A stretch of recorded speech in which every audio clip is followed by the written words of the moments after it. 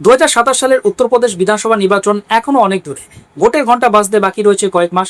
কিন্তু বিজেপির অন্দরে এখন থেকে এমন এক প্রস্তুতি শুরু হয়েছে যা দেখে রাজনৈতিক মহলে একটাই প্রশ্ন ঘটছে, দল কি বুঝে গেছে এবার শুধু নরেন্দ্র মোদী বা যোগী আদিত্যনাথের জনপ্রিয়তা দিয়ে নির্বাচন জেতা সহজ হবে না? কেন হঠাৎ করে নিজেদেরই বহু বর্তমান বিধায়কের রাজনৈতিক ভবিষ্যৎ নিয়ে বড় সিদ্ধান্ত নেওয়ার পথে হাঁটছে বিজেপি? কেন দলের শীর্ষ নেতৃত্ব স্পষ্ট বার্তা দিচ্ছে যে টিকিট না পেলেও কেউ যেন বিদ্রোহ না করেন? আর ঠিক এই সময়েই কেন অযোধ্যা রাম মন্দিরকে ঘিরে এমন একটি বিতর্ক সামনে এলো যা বিরোধীদের হাতে নতুন রাজনৈতিক অস্ত্র তুলে দিয়েছে?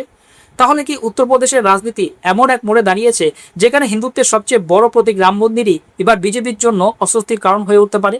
নাকি বিজেপি এই সংকটকেই নতুন রাজনৈতিক শক্তিতে পরিণত করার প্রস্তুতি নিচ্ছে?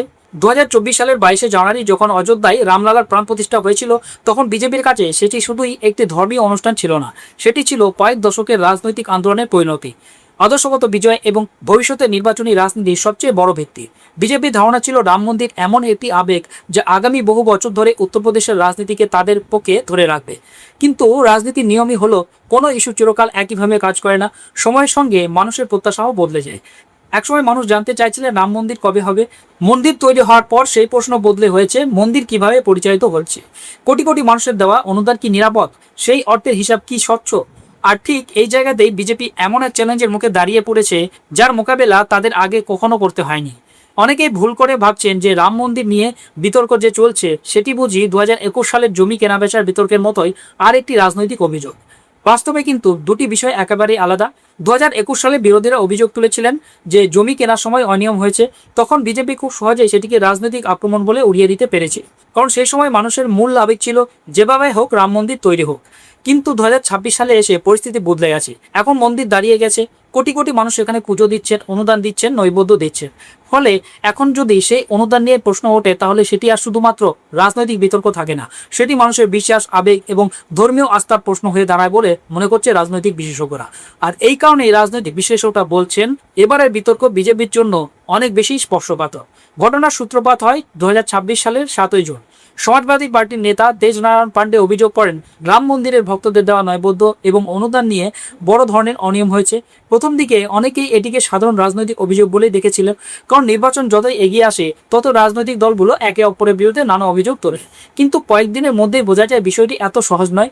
অভিযোগ এমন একটি প্রতিষ্ঠানের বিরুদ্ধে যার সঙ্গে কোটি কোটি মানুষের আবেগ জড়িয়ে রয়েছে। সেই কারণে প্রশাসন দ্রুত নড়ে চড়ে বসে। মুখ্যমন্ত্রী যোগী আদিত্যনাথ কোনো রকম ঝুঁকি না নিয়ে 13 জুন 3 সদস্যের একটি বিশেষ তদন্তকারী দল বা সিট গঠন করেন। এরপর 19 জুন অযোধ্যা সফরে গিয়ে তিনি স্পষ্ট ভাষায় বলেন তদন্তে যেই দোষী প্রমাণিত হবে তাকে কোনোভাবেই ছাড় দেওয়া হবে না। তদন্ত শুরু হয়, এফআইআর দায়ের হয় এবং কয়েকজনকে গ্রেপ্তারও করা হয়। সরকার বুঝতে পেরেছিল এই ইস্যু যদি দ্রুত নিয়ন্ত্রণে আনা না যায় তাহলে বিরোধীরা এটিকে দীর্ঘমেয়াদী রাজনৈতিক প্রচারের অস্ত্র বানিয়ে ফেলবে। এখানে বিজেপির সামনে তৈরি হয় এক অদ্ভুত রাজনৈতিক পরীক্ষা, কারণ বিরোধীরা এবার রাম মন্দিরের বিরোধিতা করছে না, তারা বলছে মন্দির অবশ্যই থাকবে, কিন্তু মন্দির পরিচালনা কি স্বচ্ছ? ভক্তদের দেওয়া অর্থ কি নিরাপদ? অর্থাৎ বিজেপিকে এমন একটি প্রশ্নের উত্তর দিতে হচ্ছে যা বিরোধিতা করলে রাজনৈতিক ক্ষতি, আবার অবজ্ঞা করলেও ক্ষতি। তাই দল খুব সচেতনভাবে এই বিষয়টি মোকাবেলা করার চেষ্টা করছে।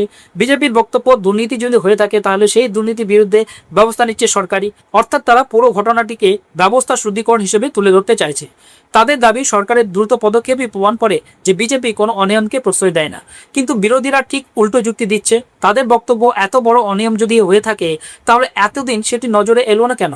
এই প্রশ্নের উত্তরই আগামী দিনে সবচেয়ে গুরুত্বপূর্ণ রাজনৈতিক বিতর্ক হয়ে উঠতে পারে বলে মনে করছে রাজনৈতিক দল। এই বিতর্ক যখন ধীরে ধীরে গতি পাচ্ছে তখনই বিজেপির অন্দরে শুরু হয়েছে বড়সড় রাজনৈতিক পর্যালোচনা।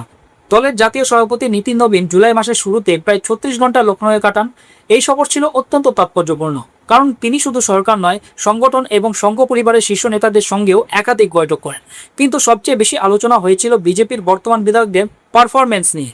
বৈঠকে একটি বার্তায় স্পষ্টভাবে দেওয়া হয় টিকিট না পেলেও কেউ যেন দল বিরোধী কাজ না করেন। এই একটি বাক্যই বুঝিয়ে দেয় বিজেপি এবার ব্যাপক হারে প্রার্থী পরিবর্তনের পথে হাঁটছে। কারণ সাধারণ কোনো দল তখনই এমন বার্তা দেয় যখন বড় সংখ্যায় টিকিট কাটার সিদ্ধান্ত প্রায় চূড়ান্ত হয়ে যায়, এমনটা মনে করছে রাজনৈতিক মহল। প্রশ্ন হলো বিজেপি কি শুধুই অনুমানের ভিত্তিতে এমন সিদ্ধান্ত নিচ্ছে? উত্তর হলো না। দল ইতিমধ্যে একাধিক অভ্যন্তরীণ সমীক্ষা করেছে। শুধু তাই নয়, 2024 সালে লোকসভা নির্বাচনের বুথ ভিত্তিক ফলাফলও বিশ্লেষণ করেছে। সেখানে দেখা গেছে অন্তত 240টি বিধানসভা এলাকায় বিজেপির ফল আশানুরূপ হয়নি। এমন অনেক জায়গায় রয়েছে যেখানে বিজেপি বিধায়ক থাকা সত্ত্বেও লোকসভা নির্বাচনে দলের প্রার্থী পিছিয়ে পড়েছে। অর্থাৎ স্থানীয় স্তরে বিধায়কদের গ্রহণযোগ্যতা নিয়ে প্রশ্ন উঠেছে। বিজেপির কেন্দ্রীয় নেতৃত্ব মনে করছেন, যদি এখনই সেই সমস্যার সমাধান না করা হয় তাহলে 2027 সালের নির্বাচনে তার বড় মূল্য দিতে হতে পারে। এই কারণেই দল এবার শুধু জয়ের সম্ভাবনা নয়, প্রতিটি বিধায়কের রাজনৈতিক আচরণ, সাংগঠনিক ভূমিকা এবং জনপ্রিয়তা ও কর্মীদের সঙ্গে সম্পর্ক সবকিছু খুঁটিয়ে দেখছে। যেসব বিধায়কের বিরুদ্ধে দীর্ঘদিন ধরে কর্মীদের অসন্তোষ রয়েছে, যাদের বিরুদ্ধে এলাকায় নিষ্ক্রিয় থাকার অভিযোগ রয়েছে, যাদের সঙ্গে সাংসদদের প্রকাশ্যে দ্বন্দ্ব রয়েছে, যারা বারবার দলীয় শৃঙ্খলা ভেঙে প্রকাশ্যে মন্তব্য করেছেন, যাদের বয়স 70-এর বেশি, কিংবা যেসব এলাকায় লোকসভা নির্বাচনে বিজেপি ফল অত্যন্ত খারাপ হয়েছে, এইসব তথ্য একসঙ্গে মিলিয়েই তৈরি হচ্ছে নতুন রাজনৈতিক হিসাব। শুধু তাই নয়, 2022 সালের নির্বাচনে যারা খুব অল্প ভোটে জিতেছিলেন তাদের নিয়েও আলাদা করে পর্যালোচনা চলছে। কারণ বিজেপির ধারণা 5 বছরে অ্যান্টি ইনকামবেন্সি আরও বেড়েছে, ফলে সেই আসনগুলোকে নতুন মুখ না আনলে ঝুঁকি বাড়তে পারে। সবচেয়ে গুরুত্বপূর্ণ বিষয় হলো, এবার প্রায় 40% বর্তমান বিধায়কের টিকিট কাটা হতে পারে, এমনটাই দাবি করা হয়েছে দৈনিক ভাস্করের রিপোর্টে। এই সংখ্যা যদি সত্যি হয় তাহলে উত্তরপ্রদেশের বিজেপিতে এটি হবে সাম্প্রতিক সময়ের সবচেয়ে বড় সাংগঠনিক রদবদল। তবে বিজেপির ইতিহাস দেখলে এটি একেবারে নতুন কিছু নয়। 2022 সালের নির্বাচনেও দল ও তাদের মিত্ররা বিপুল সংখ্যক বর্তমান বিধায়কের টিকিট কেটেছিল। 2017 সালের পরাজিত আসনগুলোর ক্ষেত্রেও ব্যাপকভাবে প্রার্থী পরিবর্তন করা হয়েছিল। অর্থাৎ বিজেপির কৌশল বরাবরই একটি, ক্ষমতা বিরোধী হাওয়া তৈরির আগেই মুখ বদলে দেওয়া। কিন্তু এবারের পরিস্থিতি আগের থেকে আলাদা, কারণ এবার শুধু অ্যান্টি ইনকামবেন্সির প্রশ্ন নেই, রয়েছে রাম মন্দিরকে ঘিরে বিতর্ক। 2024 সালে লোকসভা নির্বাচনের ধাক্কা, নতুন সামাজিক সমীকরণ এবং বিরোধীদের আগের চেয়ে অনেক বেশি সংগঠিত প্রচার। তাই বিজেপি বুঝতে পারছে 2027 সালের লড়াই শুধু বিরোধীদের বিরুদ্ধে নয়, নিজেদের ভাবমূর্তি ধরে রাখার লড়াইও হতে চলেছে। আর এই কারণেই উত্তরপ্রদেশের রাজনীতি এখন এমন পর্যায়ে পৌঁছেছে যেখানে প্রতিটি সিদ্ধান্ত আগামী নির্বাচনের ফলাফল নির্ধারণে বড় ভূমিকা নিতে পারে। বাইরে থেকে বিজেপি উত্তরপ্রদেশে এখনও সবচেয়ে বড় রাজনৈতিক শক্তি বলে মনে হয়, কিন্তু দলের অভ্যন্তরীণ বিশ্লেষণ বলছে লোকসভার ফল শুধু আসনের সংখ্যা দিয়ে বিচার করলে পুরো ছবিটা বোঝা যাবে না। বিজেপির কেন্দ্রীয় নেতৃত্ব বুথ ভিত্তিক ফলাফল, বিধানসভা ভিত্তিক ভোটের ব্যবধান, কর্মীদের রিপোর্ট এবং সমীক্ষা সবকিছু একসঙ্গে বিশ্লেষণ করেছে। 2022 সালের নির্বাচনে এমন অনেক আসন ছিল যেখানে বিজেপি প্রার্থীরা মাত্র কয়েকশো ভোটের ব্যবধানে জিতেছিলেন। কোথাও 200 ভোট, কোথাও 300 ভোট, আবার কোথাও 1000-এরও কম ব্যবধানে জয় এসেছে। রাজনৈতিক বিশ্লেষকদের মতে এত অল্প ব্যবধানে জেতা আসনে সামান্য ভোটের পরিবর্তনও ফল পুরো উল্টে দিতে পারত। তাই বিজেপি চাইছে, যেখানে বর্তমান বিধায়কের জনপ্রিয়তা কমেছে বলে মনে হচ্ছে, সেখানে সময় থাকতে নতুন মুখ এনে ঝুঁকি কমানো হোক।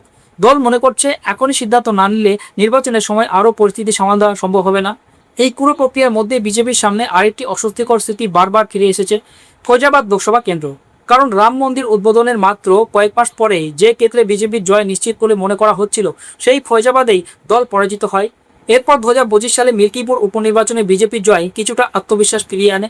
দল তখন বলতে শুরু করে লোকসভার ফল ছিল সাময়িক, মানুষ আবার বিজেপির দিকে ফিরছে। কিন্তু ঠিক যখন সেই আত্মবিশ্বাস ফিরে আসছে, তখনই সামনে আসে রাম মন্দিরের নৈবেদ্য বিতর্ক। ফলে বিজেপির কাছে নতুন প্রশ্ন তৈরি হয়েছে, বিরোধীরা কি আবার মানুষের মধ্যে সন্দেহ তৈরি করতে পারবে, নাকি সরকার দ্রুত তদন্ত শেষ করে পুরো বিষয়টি নিজেদের পক্ষে ঘুরিয়ে দিতে পারবে? এই প্রশ্নের উত্তর এখনই কেউ দিতে পারছে না। তবে এটুকু নিশ্চিত, বিজেপি বিষয়টিকে মোটে ছোট করে দেখছে না। আর সেই কারণে নিতিন নবীন লখনৌয়ের বৈঠকে শুধু টিকিটের বিষয়ে কথা বলেননি, তিনি নেতাদের সতর্ক করে দিয়েছেন রাম মন্দিরের নৈবেদ্য বিতর্ক নিয়ে কেউ যেন অপ্রয়োজনীয় মন্তব্য না করে। কারণ এটি শুধুমাত্র একটি রাজনৈতিক ইস্যু নয়, কোটি কোটি ভক্তের অনুভূতির সঙ্গে জড়িত একটি বিষয়। দল বুঝতে পারছে, বিরোধীরা যদি এই বিতর্ককে দুর্নীতি থেকে বিশ্বাসের সঙ্গে বিশ্বাসঘাতকতার প্রশ্নে পরিণত করতে সফল হয়, তাহলে সেটি নির্বাচনের সময় বড় সমস্যায় ফেলতে পারে। তাই বিজেপির কৌশল স্পষ্ট, একদিকে দ্রুত তদন্ত, অন্যদিকে কঠোর প্রশাসনিক ব্যবস্থা, যাতে বিরোধীরা দীর্ঘদিন এই ইস্যু নিয়ে রাজনীতি করার সুযোগ না পায়। তবে রাজনীতি কখনো একপাক্ষিক হয় না। বিজেপি যখন নিজেদের সংগঠন শক্তিশালী করতে এবং প্রার্থী বদলের প্রস্তুতি নিচ্ছে, তখন বিরোধীরাও সমান তালে নিজেদের কৌশল সাজাচ্ছে। বিশেষ করে সমাজবাদী পার্টি বুঝে গিয়েছে শুধু পুরনো সামাজিক সমীকরণ দিয়ে বিজেপিকে হারানো কঠিন। তাই তারা এখন এমন সব ইস্যু সামনে আনতে চাইছে যা ধর্মীয় আবেগকে আঘাত না করেই সরকারের জবাবদিহিতা নিয়ে প্রশ্ন তোলে। এই কৌশল সফল হলে বিজেপির জন্য পরিস্থিতি জটিল হতে পারে বলে মনে করছে রাজনৈতিক মহল। আর ব্যর্থ হলে উল্টে বিজেপি বলতে পারবে বিরোধীরা রাম মন্দিরকে রাজনৈতিকভাবে ব্যবহার করার চেষ্টা করছে। অর্থাৎ উত্তরপ্রদেশের রাজনীতি এখন এমন এক জায়গায় এসে দাঁড়িয়েছে যেখানে একই সঙ্গে দুটি বড় লড়াই চলছে। একটি লড়াই বিজেপির নিজের ঘরের ভিতরে, কে টিকিট পাবেন, কে বাদ পড়বেন এবং কিভাবে ক্ষমতা বিরোধী হাওয়া আটকানো যাবে। আর অন্যদিকে লড়াইটি জনমানুষে, রাম মন্দির কি এখনো বিজেপির সবচেয়ে বড় রাজনৈতিক শক্তি, নাকি এখন মানুষ মন্দিরের পাশাপাশি তার পরিচালনা, স্বচ্ছতা এবং জবাবদিহিতাকে সমান গুরুত্ব দিতে শুরু করেছে। 2027 সালের উত্তরপ্রদেশ বিধানসভা নির্বাচনের আগে এখন এই দুটি প্রশ্ন সবচেয়ে বড় হয়ে দাঁড়িয়েছে। এই পুরো বিষয়ে আপনার মতামত কি? কমেন্ট বক্সে অবশ্যই জানান।